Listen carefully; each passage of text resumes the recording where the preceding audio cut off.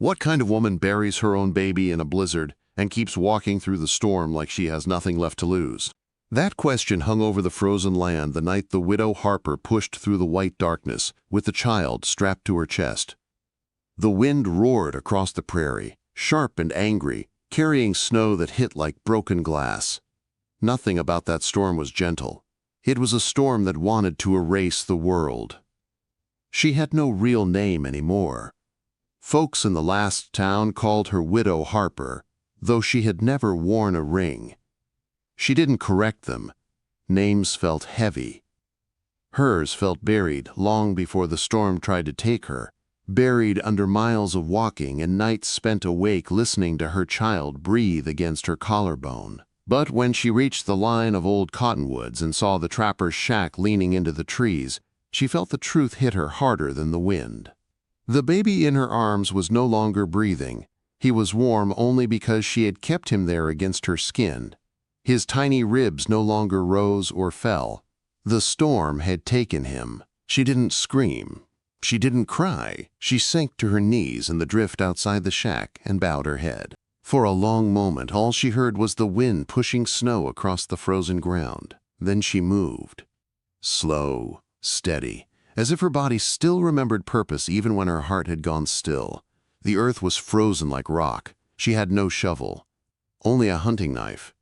She broke the ground with her bare hands and the blade, slicing her palms, cracking her nails, tearing skin. She worked through the night by feel and fury. She carved a shallow bed under the roots of a cottonwood, where the snow couldn't bury him too fast. She laid him down gently, his face turned to the east like her grandmother used to say, so he could watch the morning come. There were no words, no marker. She kissed his forehead and covered him with earth. By the time she stepped back, the snow was already filling the space, smoothing the ground, like the world wanted to forget him. Like it wanted to forget her too. Inside the shack, darkness waited. The place smelled of rot, mice, and old meat. But it was shelter. She bolted the door with a rusted bar and slid down against it, shaking from cold and something deeper. She let sleep take her like a fall. She didn't know how long she slept. Morning came without light. Her hands were stiff and cracked, her feet swollen inside her boots. She rebuilt the fire with frozen tinder and dried dung she found in a corner. She drank melted snow and forced down a strip of jerky. She didn't speak. There was no one left to speak to. The storm faded by the second day. The world outside turned white and empty. Nothing moved. Nothing lived. She sat near the thin wall, staring at the place where a lantern hung on a nail. She thought she was ready for death.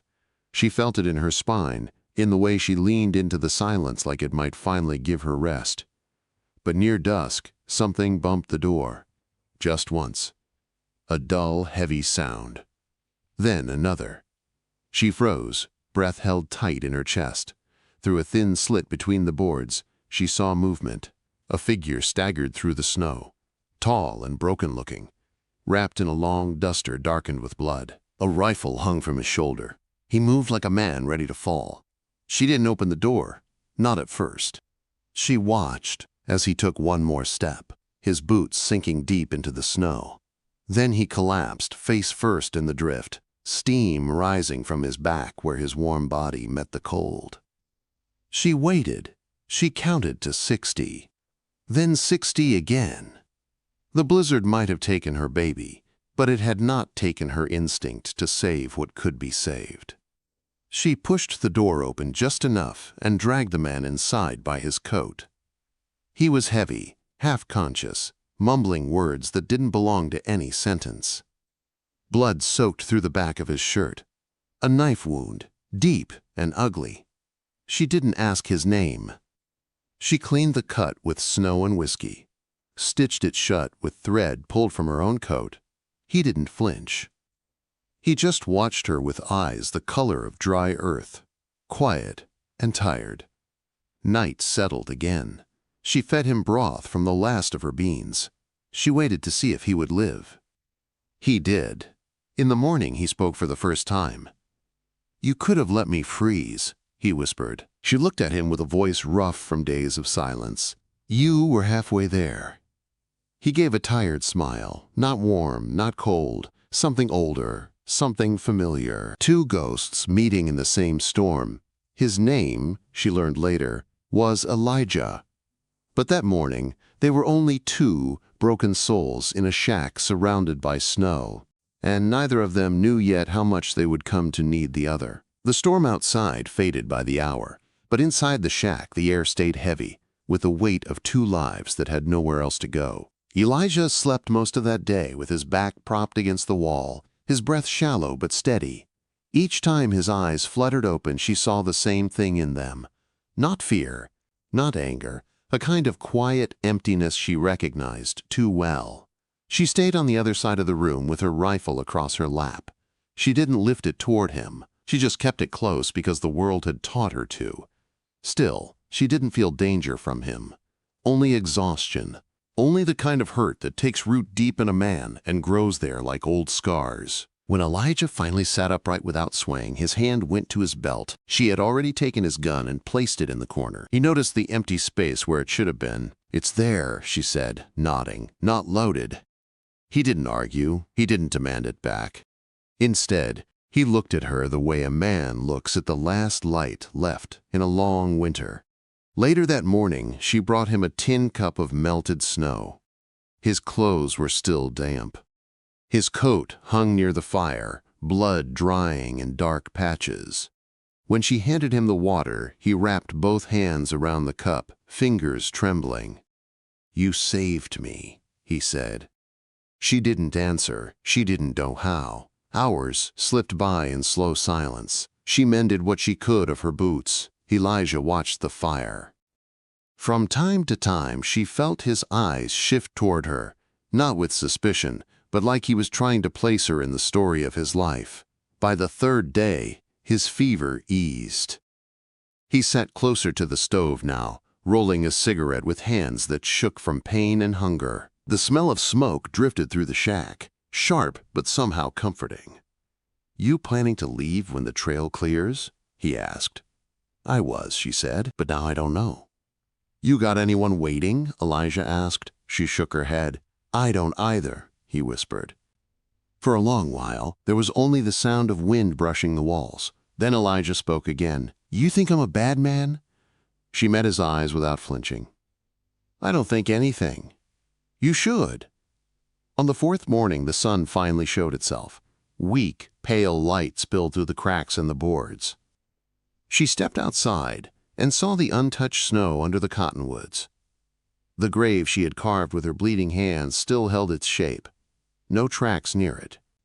No sign of wolves or wind. Elijah joined her outside, leaning heavy on the wall. He didn't speak when he saw the small mound beneath the trees. He only bowed his head. Something in her chest shifted. Not warmth, but something like the shadow of it. They left the shack when the storm weakened. Elijah carved a branch into a cane. She carried the packs, rifle slung over her shoulder. They walked south, away from the grave, away from the emptiness behind them. They traveled slow. Elijah limped. She kept watch. For the first time in days, she felt the faint thread of purpose tugging at her again. On the third day of walking, they found an abandoned shack with a roof half gone. Inside, a family of badgers had made a den. Elijah raised his boot to chase them off, but she touched his arm. "Let them be," she said softly. "This place is theirs now." He looked at her touch, then at her face, then lowered his foot. They camped under a cottonwood and shared what little food they had. Elijah stared into the dark, as if waiting for danger to appear. Maybe waiting for something worse. She knew that look. She used to wear it. When she finally asked about his past, Elijah didn't hide.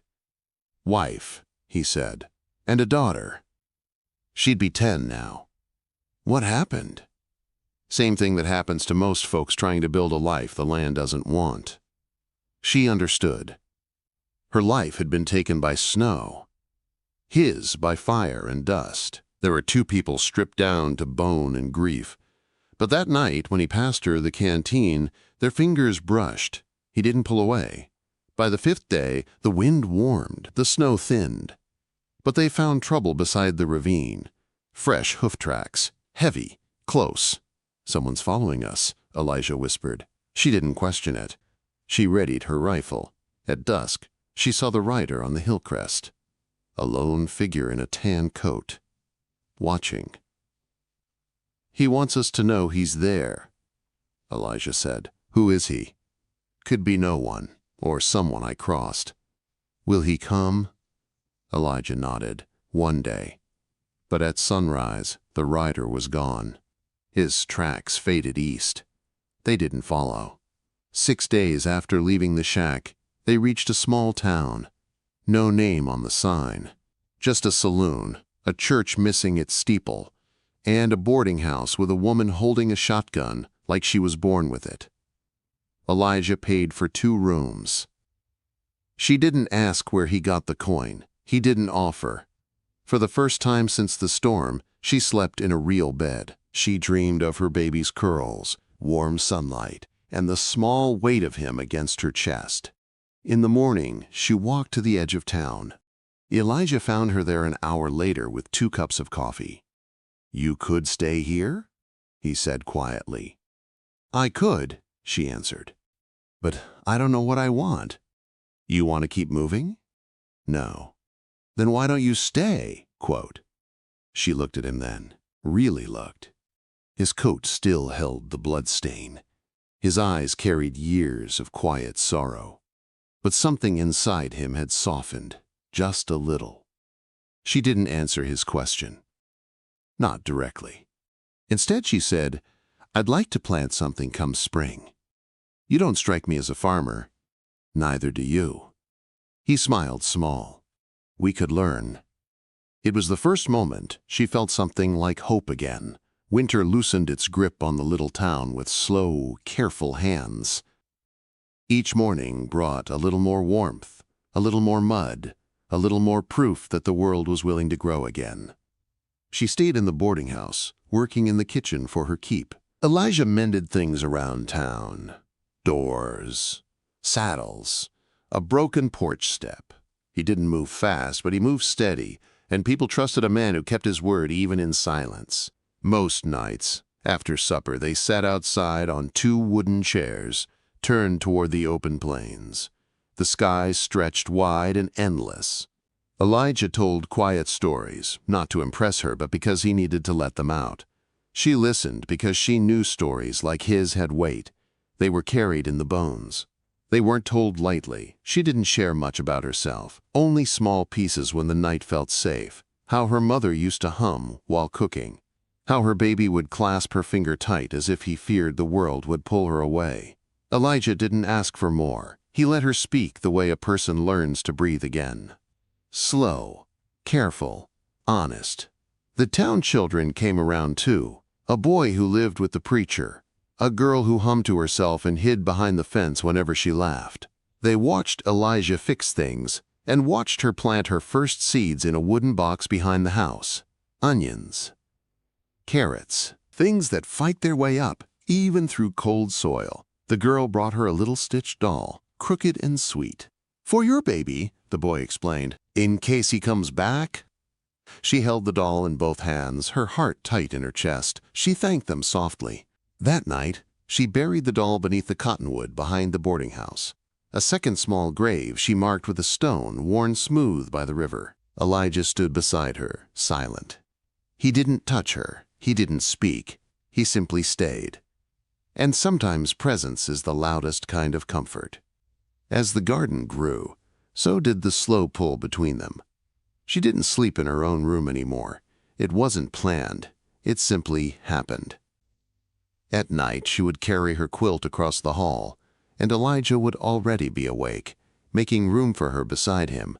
He never reached for her in a way that frightened. He just held her as if he finally remembered what home felt like. One morning, she found him carving a small wooden horse, rough at the edges, gentle in shape. He tried to tuck it away, but she saw. He left it on her pillow the next day. Trouble came like trouble always does.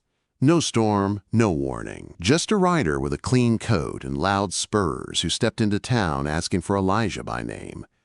Crowley from the saloon sent word. Elijah read the message once and tossed it into the stove. She watched the flame catch the paper. "You gonna tell me who he is?" Quote, Elijah Fowler rode with me once, before everything went bad. He paused. "He ain't here for talk." "What did he do?" "He marked me." Elijah traced the scar on his side. "Said we had to burn a place, leave no witness." I said no. He carved the answer. Her stomach tightened. "Will he hurt you?" "He'll try." The next morning, Fowler rode into town like he owned it. Tall, mean-eyed, a gun that looked too polished to be honest. He tied his horse in front of the saloon and walked down the street with the slow confidence of a man who believed the world owed him respect. Elijah stepped out from the churchyard. He didn't draw. She stood beside him with her rifle. Fowler looked them over and laughed. "You using the widow to shield you?" he sneered. "Coward move."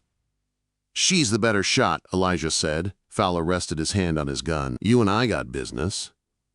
"Not in front of her," Elijah said. "You walk away now," Fowler taunted, "or die like a coward." Elijah didn't move. "If you're going to kill me, then you'll have to do it with her watching. You'll have to show her what kind of man you are." For the first time, Fowler hesitated. That pause was everything. Then the preacher's boy came running across the road yelling, "Something ate the carrots!" The suddenness of it cracked the moment in half. Fowler blinked. The spell broke. Elijah stepped forward, snatched Fowler's pistol from his hand, smashed the stock on a post, and tossed the barrel into the dirt. "Ride," Elijah said, "and don't come back." Amazingly, Fowler did.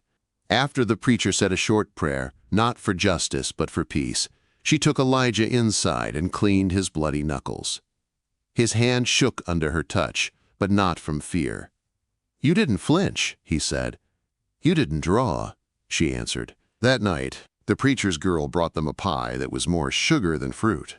People in town looked at them differently now. Not like strangers, like they belonged. Autumn came again. Cold mornings, gold grass, frost on the window panes like lace. Their 2 rooms became one. Her rifle hung above the door. His coat, now patched and faded, hung beside hers. The garden produced its last harvest, carrots twisted but strong. She cleaned each one with care. One evening, a letter arrived with her old name on it. Inside was a deed to 50 acres east of town. Elijah held the paper, looking at her. "You want to go back?" She thought of the land, the long fields, the wind that carried her past home like a lost feather. "No," she said softly. "I think I've done enough leaving." Snow returned late that night, falling soft and steady. But this snow felt different, not like a storm, not like a grave. Like a blanket pulled gently over the town. They lit a lantern in the window. Elijah carved toys by the fire. She read books the boarding-house lady kept on a shelf. Sometimes they sat together in silence. Sometimes he held her hand without needing a reason. When spring came again, they planted a garden twice the size of the last. The children helped. Elijah built a fence strong enough to keep out rabbits and wolves alike. One afternoon, she caught Elijah watching her, his hands still, his eyes soft. "What is it?" she asked. "Didn't think I'd ever be glad to stay anywhere."